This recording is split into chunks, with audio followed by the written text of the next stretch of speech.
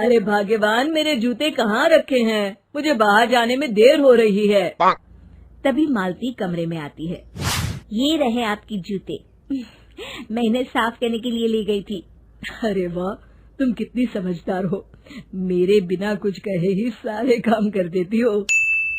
तभी मालती झिझकते हुए रमेश से कहती है, सुनिए जी, आपसे एक बात कहूँ, बुरा तो नहीं मानेंगे ना? अरे नहीं नहीं, बेफिक्र होकर कहो।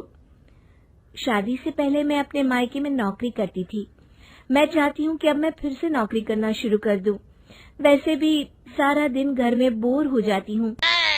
देखो मालती, तुम्हारे नौकरी करने से मुझे कोई ऐतराज नहीं है, लेकिन तुम्हें एक बात बता दूं, हमारे खानदान में आज तक कभी किसी औरत ने नौकरी नहीं की।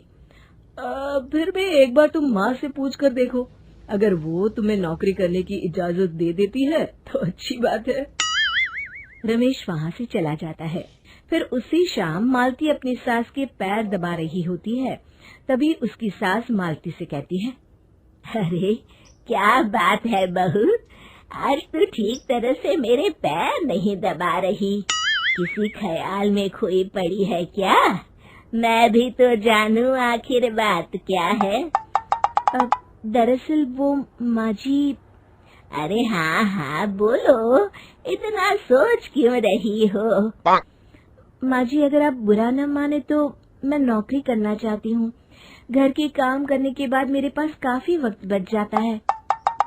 मालती की ये बात सुनकर उसकी सास गुस्से में कहती है, अरे बहू, तेरी तबीयत तो ठीक है ना? आज ये कैसी बहकी बातें कर रही है? भला हमारे खानदान में आज तक कभी किसी औरत ने नौकरी की है जो तू नौकरी करने की बात कर रही है, हैं? अरे बहू, तू क्या रिश्तेदारी में हमारी नाक कटाना चाहती है? जितना जल्दी हो सके अपने दिमाग से नौकरी का भूत उतार दे, और अब जा, जल्दी से रसोई में जा, खाना बनाने का वक्त हो रहा है। मालती मन मार कर खाना पकाने के लिए रसोई घर में चली जाती है। अगले दिन, नमस्ते माँ जी, कैसी हैं आप? अरे आओ आओ दिवाकर बेटा, बैठो, मैं तुम्हारे लिए चाय मंगाती हूँ। बहू, जरा एक कप चाय तो लेती आना। फिर दिवाकर एक फाइल खोलकर मालती की सास के सामने रख देता है। ये देखिए माँ जी, ये है पिछले महीने का हिसाब और ये रहे मुनाफे के रुपए। एक बार हिसाब देख लीजिए और इन कागजों पर अपने दस्तखत कर दीजिए। अरे दिवाकर बेटा, मैंने भला आज तक कभी तेरा हिसाब देखा है जो अब देखूंगी? ला बता, कहाँ दस्तखत करूं? तभी मालती चाय लेकर वहाँ आ जाती है और अपनी सास को बिना कागजातों को पढ़े इस तरह लापरवाही से दस्तखत करते हुए देखकर हैरान रह जाती है। अच्छा माँ जी, अब मैं चलता हूँ, फैक्ट्री में बहुत काम है। फिर दिवाकर वहाँ से चला जाता है। कुछ दिनों बाद मालती बाजार में कुछ सामान खरीद रही होती है। तभी एक बूढ़ा आदमी उसे आवाज देता है, अरे मालती बेटी, कैसी हो? मुझे पहचाना? मैं तुम्हारी कंपनी में मुनीम का काम करता हूँ। हाँ चाचा जी, मैं आपको बिल्कुल पहचानती हूँ। कहिए, कैसे हैं आप? मैं तो ठीक हूँ। कंपनी में कुछ भी ठीक नहीं चल रहा, यहाँ तक कि हमें ठीक वक्त पर तनख्वाह भी नहीं मिलती। ये आप क्या कह रहे हैं?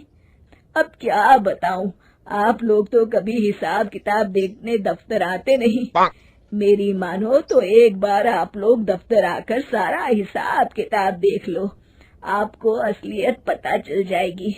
अच्छा बेटी, अब मैं चलता हूँ, देर हो रही है। फिर वो बूढ़ा वहाँ से चला जाता है। वहीं दूसरी तरफ मालती घर पहुंचकर अपनी सास को सारी बात बताती है।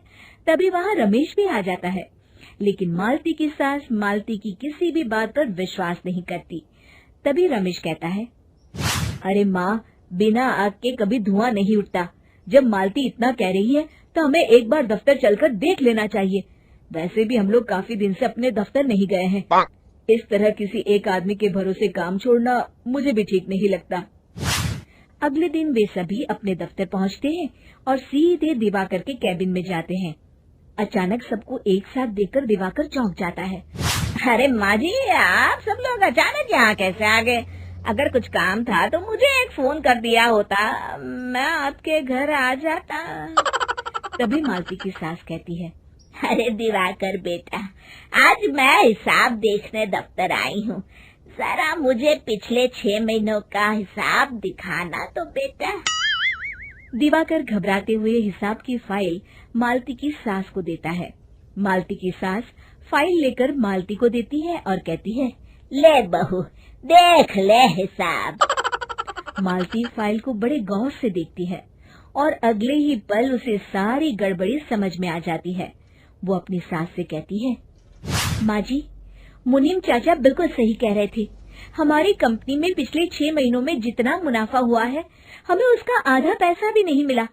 यूँ समझ लीजिए कि 1 रुपये में सिर्फ चवन्नी ही हमारे हाथों में आई है। मालती की बातें सुनकर मालती की सास गुस्से से दिवाकर को पूछती है, क्यों दिवाकर, मेरी बहू जो कह रही है वो सच है? दिवाकर समझ जाता है आज उसका भांडा फूट चुका है। वो गिड़गिड़ाते हुए कहता है, मुझे माफ कर दीजिए माँ जी, मैं पैसों के लालच में अंधा हो गया था। अरे वाह दिवाकर, तू तो एक नंबर का चोर निकला।